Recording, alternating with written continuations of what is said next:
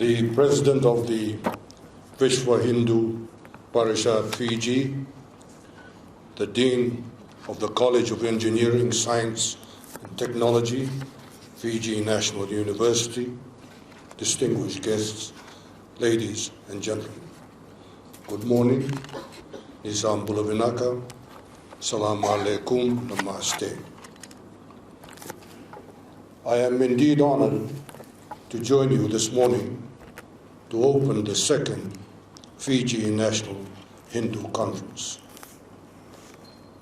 I only arrived back in Suva last night after a week-long visit to the secondary schools in Lomaiviti and Lau to continue awareness on HIV and AIDS. The awareness program is part of Fiji's response to the AIDS epidemic. The ultimate goal is to help save the lives of our young people and to also eliminate all forms of stigma and discrimination against people living with HIV and AIDS. I accepted the invitation to be part of the Hindu Conference because, like the HIV/AIDS awareness program, I can envisage the practice of yoga leading to a healthier, happier, and longer lifespan for Fijians.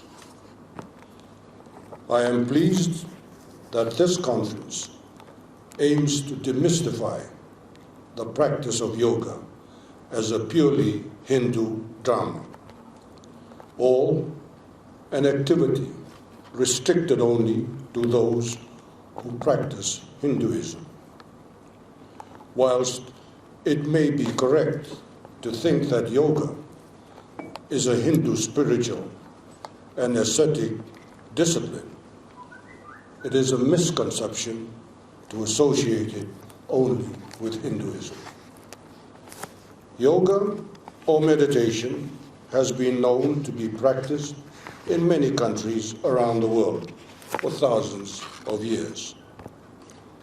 It is known by different names, but it is considered an ancient and time-tested ritual that helps in the overall health and well-being of the practitioners. Yoga is a universal art, practiced by millions of people the world over for health and relaxation.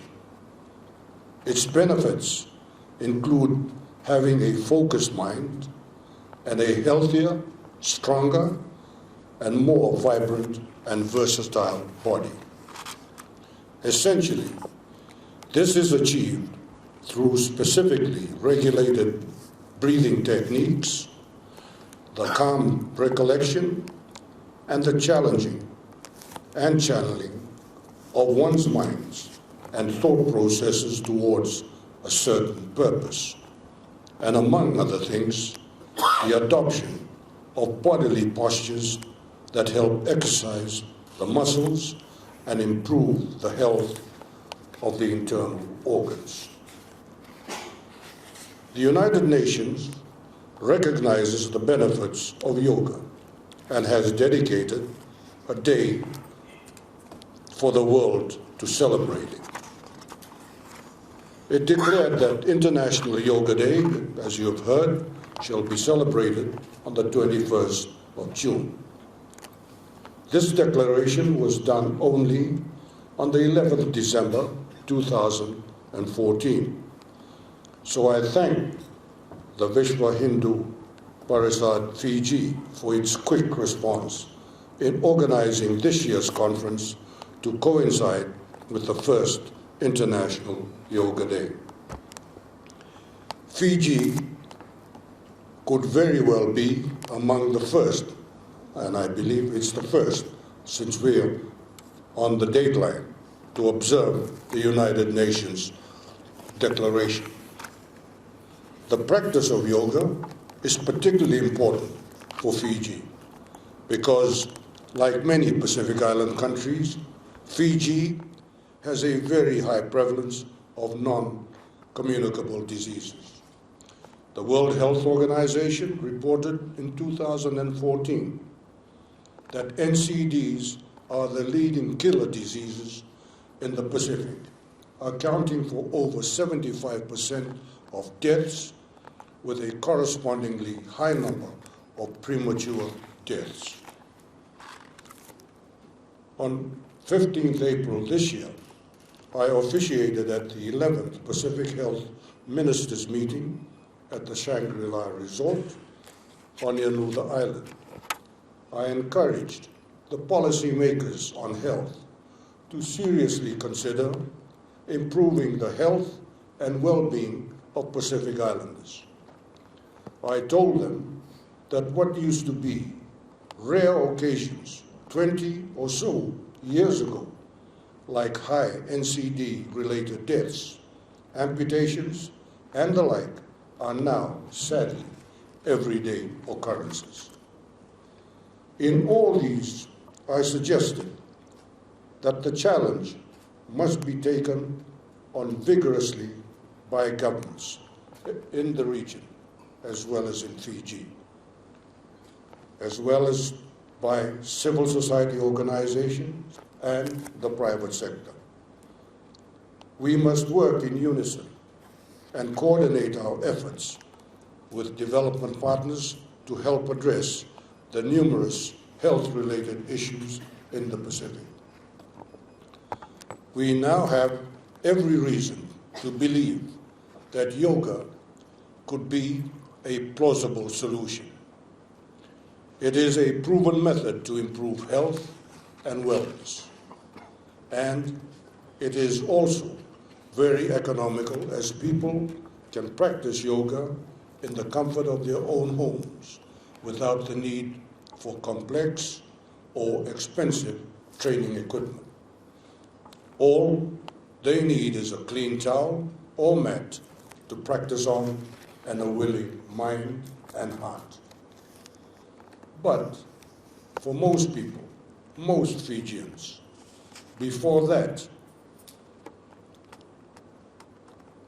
you could start by simply getting off your backsides, putting on your gym shoes, and going for a short walk in the fresh air to shake off the cobwebs and the excess calories.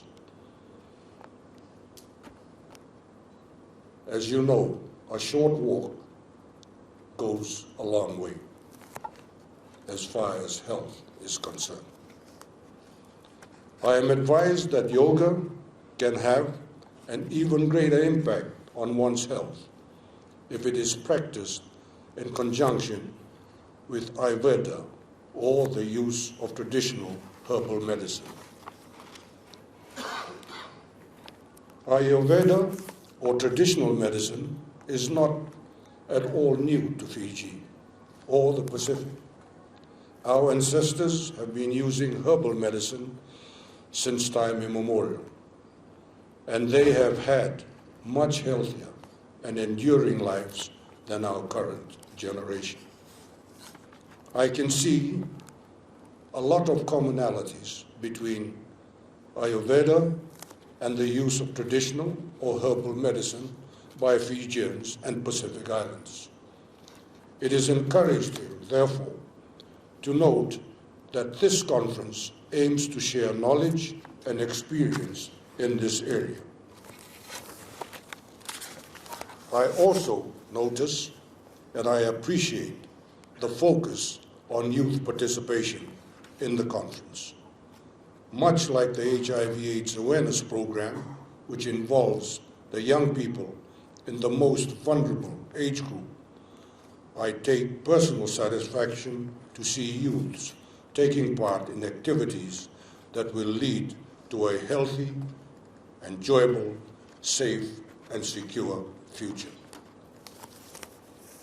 Even though the conference is tagged as the Fiji National Hindu Conference, I am told that the focus of this conference similar to the previous one, is not specifically religious in nature.